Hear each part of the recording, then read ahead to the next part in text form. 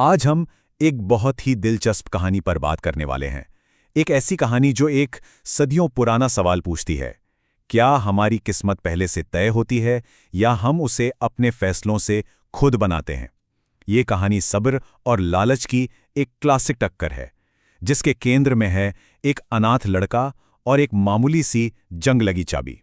तो सोचिए जरा, क्या हो अगर एक मामूली सी जंग लगी पुरानी चाबी जो बस एक नेकी के बदले मिली हो, वही एक अनाथ लड़के और एक खोए हुए साम्राज्य के बीच की इकलौती कड़ी बन जाए। तो चलिए सीधे कहानी में उतरते हैं।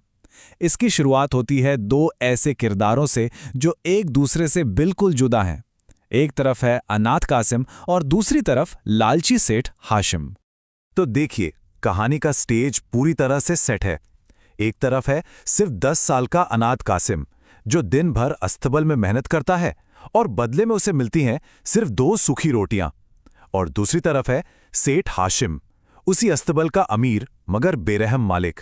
मतलब एक तरफ सब्र है तो दूसरी तरफ लालच। अब आता है कासिम के किरदार का पहला इम्तिहान। उसे एक चांदी का सिक्का मिलता है। जरा सोचिए, वो बेचारा भूख से तड़प रहा है और इस एक सिक्के से वो हफ्ते भर का खाना खरीद सकता है। अब सवाल ये था कि क्या वो अपनी ईमानदारी छोड़ देगा? और यहीं कासिम का असली किरदार सामने आता है। उसे अपने मरते हुए पिता की आखिरी बातें याद आती हैं। बेटा, भूख से मर जाना, पर सब्र का दामन कभी मत छोड़ना। अल्लाह सब्र करने वालों के साथ है। और वो लड़का, वो जिंदा रहने से ज्यादा अपने उसूलों को चुनता है, सिक्का वहीं छोड़ देता है। कहानी में अब एंट्री होती है एक रहस्यमयी दरवेश की, जो दूसरा इम्तिहान लेकर आता है। वो हर किसी से एक ऐसा गहरा सवाल पूछता है जो उनके ईमान को, उनके उसूलों को हिला कर रख दे। और यहां पर सेठ हाशिम और कासिम का फर्क बिल्कुल साफ हो जाता है। अमीर सेठ के लिए ये एक सौदा है।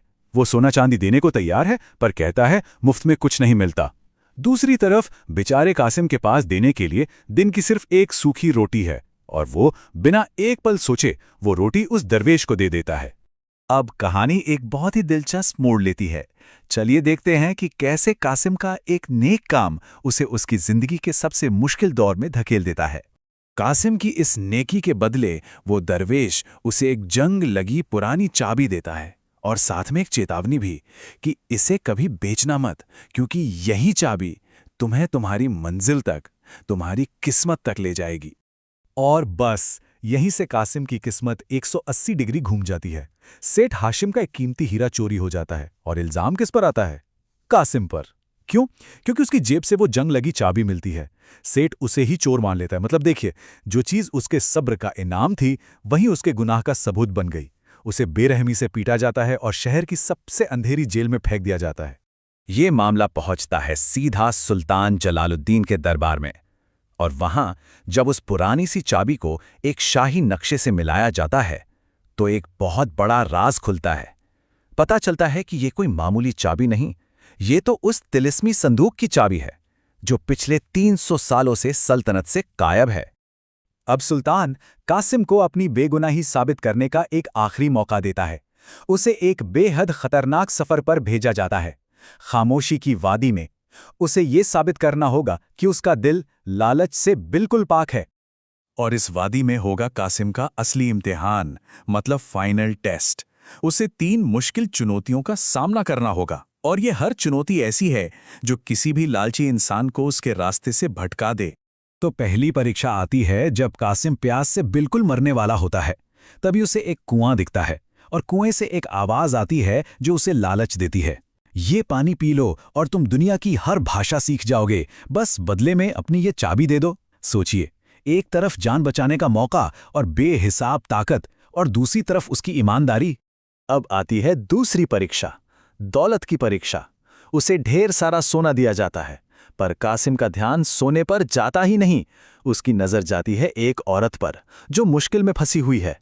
वो सोने को पूरी तरह नजरअंदाज कर देता है और खुद के जख्मी होने की परवाह किए बिना घंटों लगाकर उस औरत को बचाता है। और फिर आती है आखिरी और सबसे खौफनाक परीक्षा। खजाने का रक्षक कासिम के सबसे बड़े डर का रूप लेकर सामने आता है। वो उसे जान से मारने की धमकी देता है, कहता है कि चाबी दे दो वरना मारे जाओगे। पर कासिम वो उस दरवेश के भरोसे को धोखा देने से इनकार कर देता है। वो मौत को गले लगाने के लिए तैयार हो जाता है। तीनों इम्तिहान पास करने के बाद कासिम को जो इनाम मिलता है वो सिर्फ खजाना नहीं है, वो है उसके पूरे अतीत का राज। वो संदूक एक ऐसी सच्चाई सामने लाता है जो दुनिया के किसी भी सोने चांदी से कहीं ज्यादा कीमती है। उस तिलिस्मी संदूक के अंदर से निकलती हैं 3 चीजें, एक शाही ताज, एक पुराना मोहर लगा हुआ खत और एक भूली बिसरी पहचान जो अब पूरे राज्य की किस्मत बदलने वाली थी। और फिर वो खत पढ़ा जाता है जिससे एक चौंकाने वाला सच सामने आता है। कासिम कोई अनाथ नहीं बल्कि इस सल्तनत का खोया हुआ शहजादा है। खत में लिखा था, मैं शाह आलम, इस सल्तनत का असली बादशाह, जिसे मेरे ही वजीर बख्त आवर ने जहर देकर मार दिया। मेरे बेटे, ये ताज सिर्फ एक जेवर नहीं, ये इंसाफ की निशानी है। बस इस एक खत ने वजीर बख्त आवर के सालों से चले आ रहे धोखे का पर्दाफाश कर दिया। मतलब उसने पहले बादशाह को मारा, खुद सत्ता पर काबिज हो गया और अब वो असली वारिस यानी कासिम को भी खत्म करना चाहता था। तो अब हम पहुंचते हैं कहानी के क्लाइमैक्स पर। कासिम दरबार में वापस लौटता है, अपना हक वापस लेने और दुनिया के सामने सच्चाई लाने के लिए। पूरे शाही दरबार के सामने कासिम एक के बाद एक ऐसे सबूत पेश करता है जिन्हें कोई झुठला नहीं सकता। पहले वो खोया हुआ शाही ताज सामने रखता है, फिर बादशाह का वो खत पढ़कर सुनाता है, और आखिर में होता है आखिरी इम्तिहान, एक तिलिस्मी अंगूठी का। और वो अंगूठी वो सिर्फ और सिर्फ असली वारिस की उंगली में ही फिट हो सकती है। और आखिर में इंसाफ का तराजू सबके लिए बराबर होता है। कहानी का जो सार है वो बिल्कुल साफ हो जाता है। हर किरदार को उसकी करनी का फल मिलता है। कासिम को अपने सब्र का फल मिला और वो एक इंसाफ पसंद बादशाह बना।